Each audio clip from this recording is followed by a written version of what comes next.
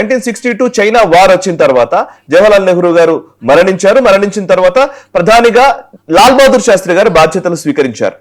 China యుద్ధంలో భారత్ ఓడిపోయింది కాబట్టి ఇదే అదునుగా చూసుకొని పాకిస్తాన్ భారత్ ని దొంగ దెబ్బ తీయాలనుకుంది. ఆపరేషన్ జిబ్రాల్టర్ పేరిట పాకిస్తాన్ కశ్మీర్ లోకి ఇన్సర్జెన్సీ మొదలుపెట్టింది.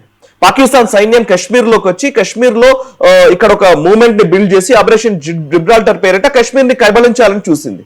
అప్పుడు 1965 లో లాల్ బహదూర్ శాస్త్రి గారి నేతృత్వంలో నాయకత్వంలో భారత్ యుద్ధానికి దిగింది. పాకిస్తాన్ వెన్ను విరిచింది. నిజానికి చెప్పాలంటే వాళ్ళ లాహోర్ ను ఆక్యుపై చేసుకున్నాం. హాజీపీర్ పాస్ అనే ఒక స్ట్రాటజిక్ పాయింట్ జమ్మూలో ఉంటుంది, దాన్ని మనం ఆక్యుపై చేసుకున్నాం. కానీ ఏం జరిగింది, 1965 లో టాష్కెంట్ లో ఒప్పందం చేసుకున్నాం. టాష్కెంట్ ఒప్పందంలో మనం ఏదైతే భూభాగాలు తీసుకున్నామో లాహోర్ గానీ హాజీపీర్ పాస్ గానీ అవన్నీ ఇచ్చేసాం మన వాళ్ళు. ఆ రోజు వాటికి కట్టుబడి ఉంటే లాహోర్ ఇవాళ మన కంట్రోల్లో ఉండి లాహోర్ మన కంట్రోల్లో మనదే. ఎగ్జాక్ట్లీ. అండ్ లాల్ బహదూర్ శాస్త్రి గారు పాపం పోనీలే పర్వాలేదు, అంతకుముందు ఏవైతే టెరిటరీస్ ఉన్నాయో అవిటిని వాళ్ళకి ఇచ్చేద్దాము అని చెప్పేసి లాల్ బహదూర్ శాస్త్రి గారు సంతకం పెట్టారు. అయితే అఫ్ కోర్స్ ఆయన అనుమానాస్పద స్థితిలో ఆ సోవియట్ యూనియన్ అక్కడ టాష్కెంట్ లోనే చనిపోయారు.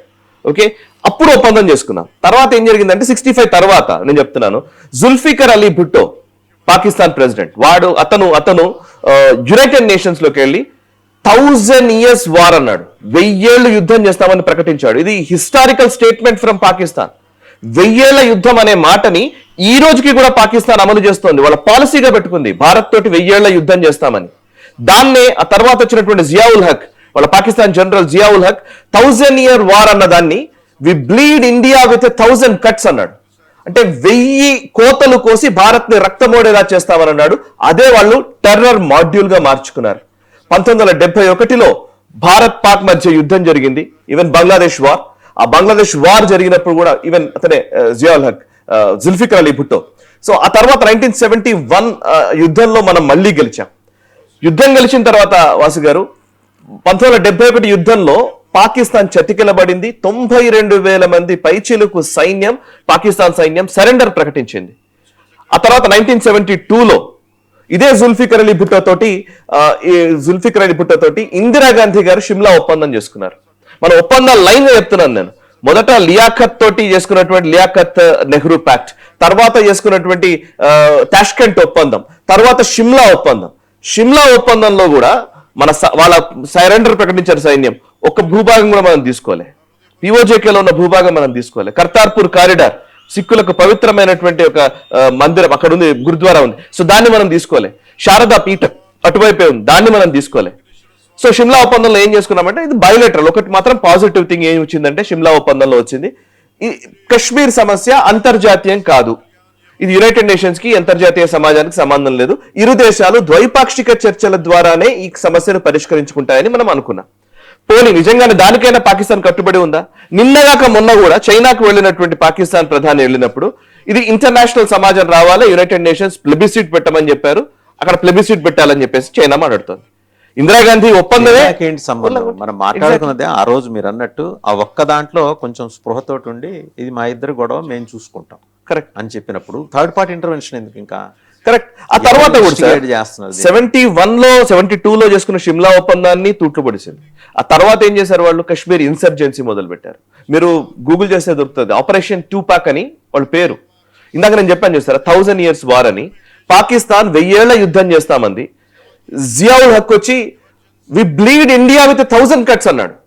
ఆ వి బ్లీడ్ ఇండియా విత్ 1000 cuts అనేది చూసారా, అదే టెర్రరిజం రూపంలో మారింది. కశ్మీర్లోకి ఇన్సర్జెన్సీ, కశ్మీర్లోకి టెర్రరిస్టులను పంపించాలి, ఇక్కడ విధ్వంసం సృష్టించాలి. అంటే మీరు 47 వార్లో ఓడిపోయింది పాకిస్తాన్, అటు 65 వార్లో పాకిస్తాన్ ఓడిపోయింది, 71 వార్లో ఓడిపోయింది, 99 కార్గిల్ యుద్ధంలో ఓడిపోయింది. ఈవెన్ అందుకే వాళ్ళు ప్రత్యక్ష యుద్ధం చేయరు, ప్రచ్ఛన్న యుద్ధం చేస్తారు, ప్రాక్సీ వార్. అంటే ఇది టెర్రరిస్టుల ద్వారా చేసేటువంటి యుద్ధం. ఈ పరోక్ష యుద్ధం చేస్తూ ఉంటారు. ఈవెన్ 99లో చెప్తున్నాను నేను. 99 ఇది చాలా దారుణం చూడండి. 99 ఫిబ్రవరి నెలలో మన వాజ్పేయి గారు, అటల్ బిహారీ వాజ్పేయి గారు లాహోర్కి వెళ్ళారు. మీరు గుర్తుంటది, లాహోర్కి బార్డర్ నుంచి బస్సులో వెళ్ళారు. బస్సులో లాహోర్కి వెళ్ళి లాహోర్లో నవాజ్ షరీఫ్ ని కలిశారు. నవాజ్ షరీఫ్ ని కలిసినప్పుడు 1999 ఫిబ్రవరి నెలలో వాజ్పేయి గారు వాఘా బార్డర్ క్రాస్ చేసి లాహోర్కి వెళ్ళి నవాజ్ షరీఫ్ ని కలిశారు. ఒక శాంతి ఒప్పందం లాగా దాన్ని ఒక జాయింట్ డిక్లరేషన్ రిలీజ్ చేశారు. కానీ ఏం జరిగిందంటే ఫిబ్రవరిలో కలిశారు, మేలో కార్గిల్ వార్ వచ్చింది.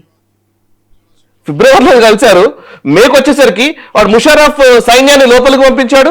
టైగర్ హిల్ లేకపోతే అక్కడ ఉన్నటువంటి మేజర్ హిల్స్ ఉంటాయి కదా పాకిస్తాన్, మన కాశ్మీర్ లో ఈ పర్టికులర్ కార్గిల్ లో ఉన్నటువంటివి, అవన్నీ ఆక్యుపై చేయించాడు. అంటే ఎప్పుడెప్పుడైతే ఒప్పందాలు చేసుకుంటుందో పాకిస్తాన్, ఆ వెంటనే యుద్ధాలకు దిగుతుంది, లేదంటే పెద్ద పెద్ద టెర్రరిస్ట్ యాక్టివిటీస్ కి పాల్పడుతోంది. అండ్ సబ్సిడీ దానికి ఆల్మోస్ట్ పోలిక ఏంటంటే, అలాంటిది ఎప్పుడైతే మన పార్లమెంట్ సమావేశాలు ఉంటాయో దానికి కరెక్ట్గా 15 రోజులు, నెల రోజుల ముందు ఏదో ఒక ఇలాంటి దుర్మార్గమైన యాక్టివిటీ చేయటమో లేకపోతే ఇష్యూని తీసుకురావటమో, ప్రపంచం మొత్తాన్ని ఆకర్షించే ప్రయత్నం చేయటం, ఇది ఆ నెరేటివ్ బిల్డింగ్ చాలా బలంగా నడుస్తూ వస్తుందండి. కరెక్ట్. దీన్ని మనం అంటే మనకి డిప్లొమాటిక్ వేస్లో ఆ లెటర్ ఇప్పుడు మీరు చెప్పిన 117 మంది ప్రముఖులట, ఎవరికి వాళ్ళు ప్రకటించేసుకునే మహాత్ములు విశ్వకవులను ప్రకటించుకునే ఆ ప్రముఖులు ఆ జాబితాలో ఉంటారు. వాళ్ళు రాసిన లెటర్కి దానికి ఉన్న శాంక్టిటీ ఏంటి, వాళ్ళు ఎవరు, ఢిల్లీ బేస్డ్ ఓపీ షాట, ఆయన ఎవరో ఆయనే ప్రకటించుకున్న ఒక సంస్థ. కరెక్ట్. అక్కడి నుంచి ఒక 50 మందిని, ఇక్కడి నుంచి ఒక 60 మంది గుంపు చేత సంతకాలు పెట్టించి పంపిస్తే ఏంటి ఇదంతా ప్రపంచం అటెన్షన్ని డైవర్ట్ చేయడం కోసం, ఏదో భారతదేశం దేవిరిస్తోంది శాంతి చర్చల కోసం అని. మన స్టాండ్ క్లియర్ చేసాం. మనం వాడి టెర్రరిజం ఆపినాడే మనం వాడికి ఇప్పుడు సింధు జలాల వ్యవహారం కానీ ఇచ్చేది అనేది అంత క్లియర్ చేసిన తర్వాత కూడా ఈ దుర్మార్గం ఏంటి అంటే, శాంతి చర్చలు ఒక సైడ్, వన్ సైడ్ లవ్ ఉండకూడదు. ఉండదు. పాకిస్తాన్ ఏమో టెర్రరిస్టులను పంపిస్తూ ఉంటది, మనమేమో శాంతి చర్చలు చేయాలంటారు. ఇదంతా ఏంటంటే ఈ శాంతి దూతలుగా వీళ్ళు ప్రొజెక్ట్ చేసుకుని పాకిస్తాన్కి సేఫ్ ప్యాసేజ్ ఇవ్వడం. పాకిస్తాన్కి వీళ్ళు భారత్ అనుకూల శక్తులు కాదు, పూర్తిగా పాకిస్తాన్ అనుకూల శక్తులు. పాకిస్తాన్ నెరేటివ్ ని ముందుకు తీసుకొచ్చేవాళ్ళు.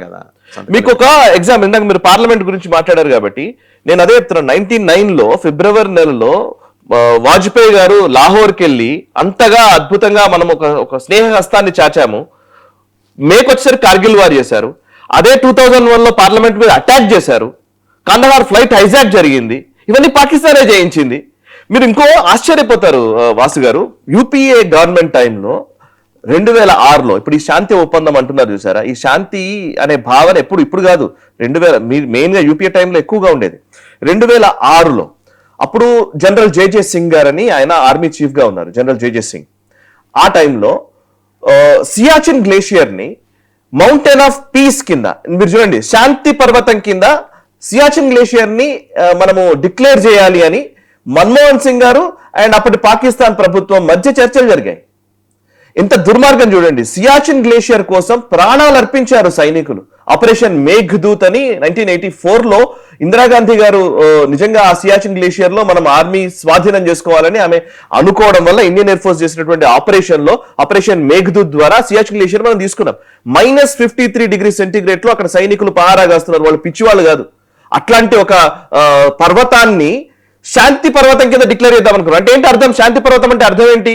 నిజంగానే శాంతి అనుకోవద్దు. శాంతి అంటే అర్థం ఏంటి అని అంటే మనం ఆర్మీ పోస్ట్ తీసేస్తాము, పాకిస్తాన్ తీసేసుకుంటది.